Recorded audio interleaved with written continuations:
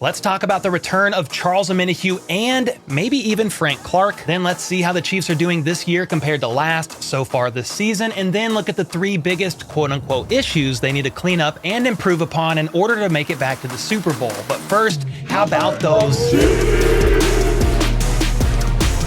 All right, first up, I think it's worth starting this video out with a Harrison Butker appreciation segment because he is having an absolutely incredible bounce back season. Last year, he got injured week 1 on the first kickoff, which caused him to miss 4 games, and he honestly had an up and down season for weeks after his return, ultimately finishing the season with his lowest ever field goal percentage with just 75% made. He started to hit his stride near the end of the year though, and was almost perfect in the playoffs, minus 1 field goal missed in the Super Bowl, but this season, Butker has been on fire. Just last week against the Broncos, he made a 52-yarder as well as a 60-yarder with less than ideal wind conditions, scoring 13 of the Chiefs' 19 points on the day. On top of that, Butker is currently the highest graded kicker in the league per PFF and is one of only 5 kickers that have made over 10 field goals and are still 100% accurate. In fact, only Nick Folk and Brandon Aubrey have hit more and remained perfect with 16 out of 16 made, while Harrison Butker has made 14 of 14. He also has not missed an extra point, hitting all 15 and showing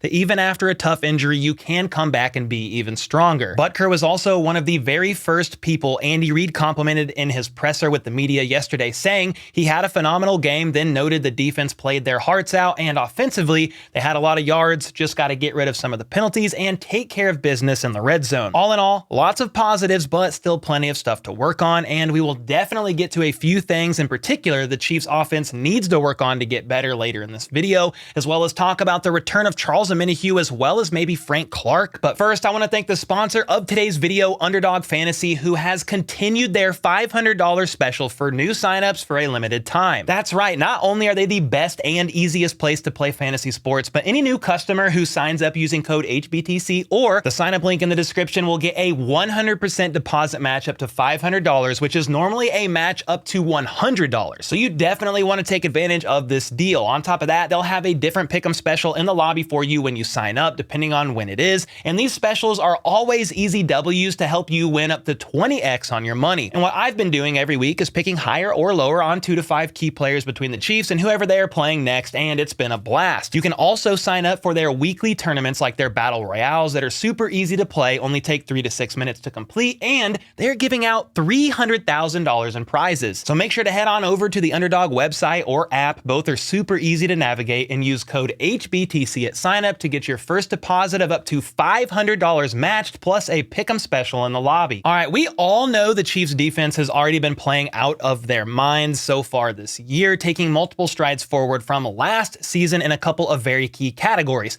First off, the Chiefs defense went from being the 4th worst at giving up touchdowns in the red zone to being tied for 12th best. On top of that, the Chiefs defense went from being 16th in points allowed last year to 2nd best in 2023, allowing just 14.7 points per game. This is actually including Kadarius Toney's pick 6 in the Lions game, as well as the safety that was caused by Jawan Taylor's penalty, which is honestly pretty mind-blowing and a big piece of the reason why the Chiefs have only 1 loss in the midst of offensive growing pains. One area defensively that can definitely be improved upon, though, is the total sacks the Chiefs currently have. Last year, for example, they finished 2nd in total sacks with 55, only behind the Eagles, and after 6 games so far this season, they have 17 sacks, which is in the top half of the league, but barely. It's near the bottom of the top half, and that average so far over the course of the season will put them around 48 sacks for 17 games if they keep up that average. And honestly, I think they will start to average even more because these total sacks so far is with Chris Jones sitting out week 1, as well as Charles Omenihu being suspended for the first 6 weeks of the season and not playing a single snap. Well,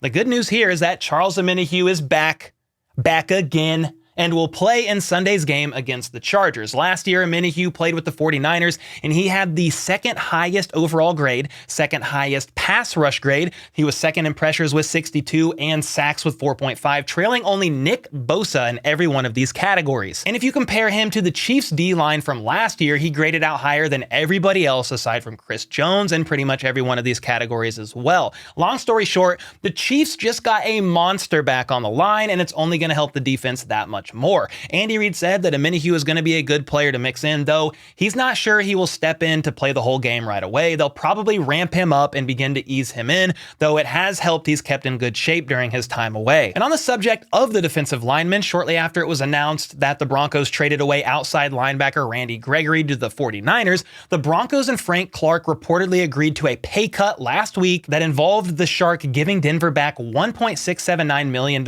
in base pay as part of this restructure. It was then revealed that the Broncos were looking to either trade or release him in the very near future, and lo and behold, a day later, which was Friday, October 13th, Ian Rappaport announced that the Broncos did indeed release Frank Clark after being unable to find a trade partner. And what that means is Frank Clark is now a free man, aka a free agent, after playing in just 2 games with Denver. He battled a hip injury for a few weeks, then didn't play Thursday Night Football against the Chiefs due to an illness, but it's more than likely because he was simply done with that dumpster fire organization and did not want to play against his friends in Kansas City, and therefore was like, nah fam, I'm sick. Anyway, Frank's days in Denver are done, and during that time, he played in just 2 games, was on the field for 36 snaps, and racked up 0 sacks, 0 pressures, 0 QB hurries, and 0 QB hits, making just 2 total tackles. And regarding a Frank Clark return to Kansas City, Andy Reid was asked about it actually in his presser yesterday, and he said they love Frank and are talking through a few things in that regard. And the way I took it wasn't necessarily that the Chiefs have been in a bunch of contact with Frank, but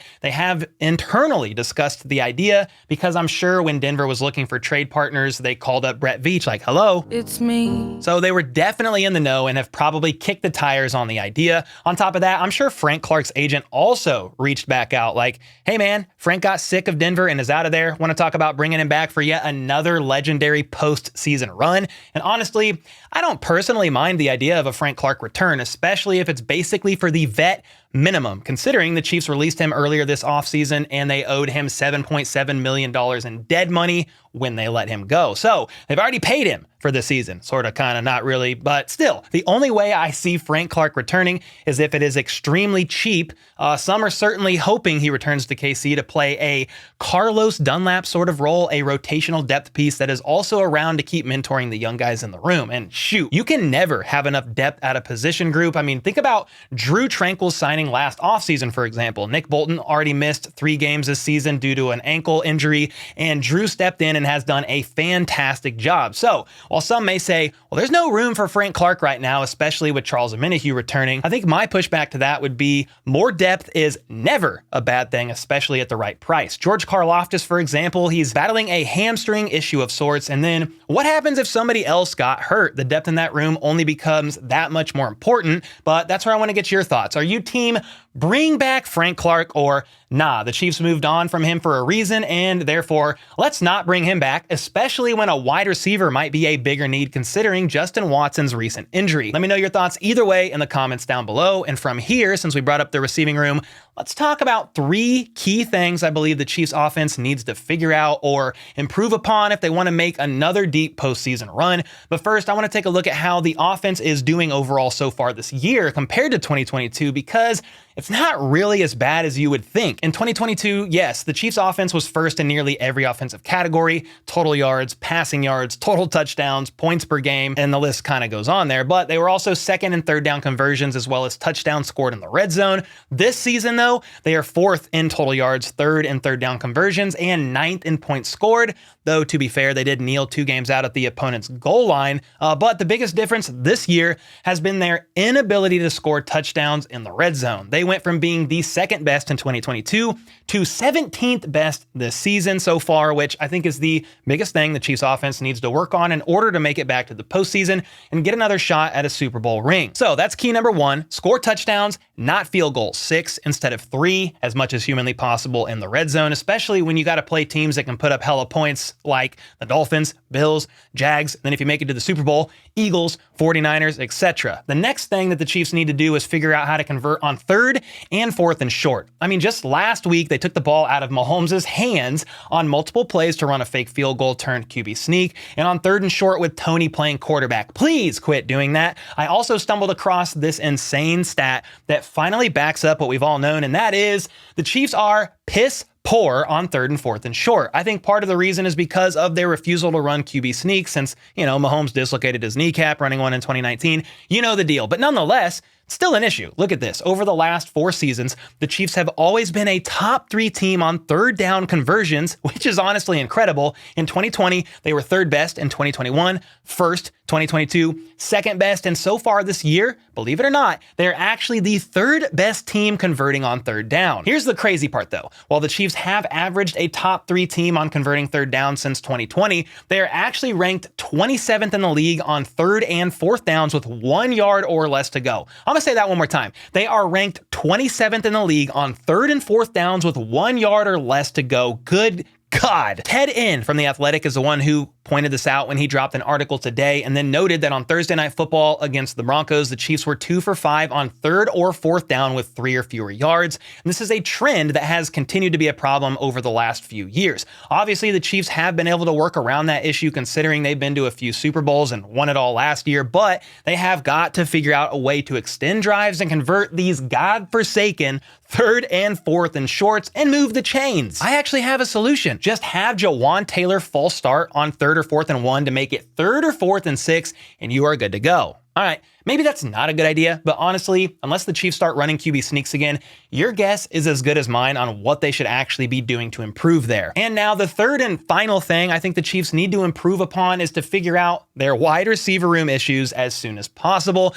especially with Justin Watson out for weeks due to a dislocated elbow. I mean, he may end up even being placed on IR, but we shall see. Either way, the Chiefs are now without one of their more productive receivers and therefore either need their young guys to step up, to trade for someone before the deadline, or do both. And while I'm saving a deep dive on potential trade targets before the deadline for another video, there are options out there, but regardless, the Chiefs need to figure out how to be more effective with players they do have in the room now, because even if they bring someone in via a trade or a free agency signing, I guess, it's going to take that person, that player, some time to get brought up to speed, and it's not a guaranteed fix anyway. The bright spot in the room right now is rookie wide receiver Rashee Rice. He has the 2nd most targets, 2nd most receptions, and 2nd most receiving yards, only behind Travis the GOAT Kelce, and is also tied for 2nd with Jerick McKinnon with 2 receiving touchdowns, catching 21 passes for 245 yards and 2 TDs, which right now is averaging out to be 60 receptions for 694 yards and 6 touchdowns by the season's end. And if he does this, Rice will become the 3rd most productive rookie receiver in Andy Reid's 25 years as a head coach. Don't believe me? Here's the list of where he'd land at the moment. So yeah, that's awesome, and I'm definitely rooting for the guy to continue learning this offense as quickly as possible and even get better at his blocks, which he has struggled with at times. And with Watson out, he's gonna have to step up as soon as possible. But what about the others? Well, right now, MVS has the most routes ran with 182 and is only getting targeted 6.6% of the time. Next is Skyy with 150 routes ran and targeted just 13.3% of the time and only has 145 yards on the season, sandwiched between Jerick McKinnon and Isaiah Pacheco in receiving yards. 2 running backs, which is not ideal. On top of that, Rashee Rice has already outperformed Skyy's rookie year in just 6 games so far this season, and Skyy is still not producing the level we thought he would be heading into year 2. Some of that is possibly how they are using Skyy. Some of it's due to the fact that he's not the primary read on a lot of these plays.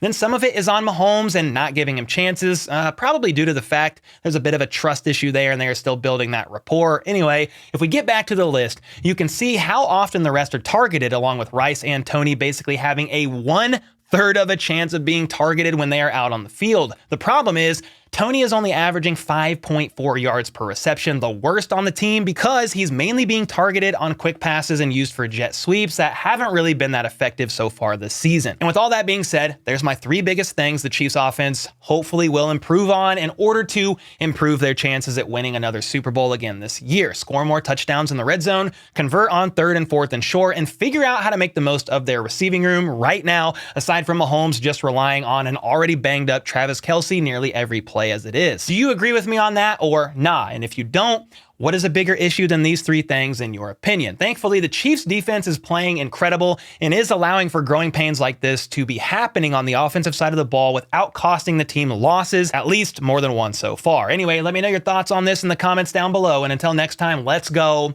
Let's freaking go. How about those?